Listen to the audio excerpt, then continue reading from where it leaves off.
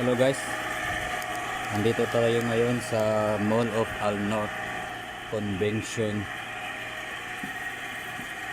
para umayos ng centralized aircon natin kasi pumutok yung bulb niya. Daikin old model. Itong mga parts natin,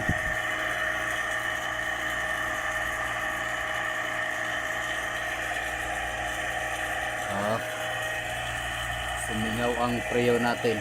Bali ngayon ang ginagawa natin is binabacuum natin yung system para matanggal lahat yung dumi niya sa loob at mga hangin.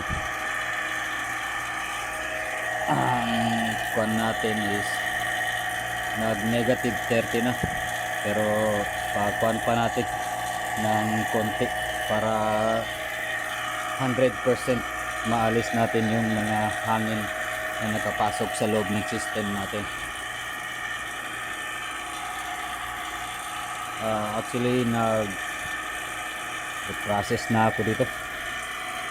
Yun ang gamit natin, R22.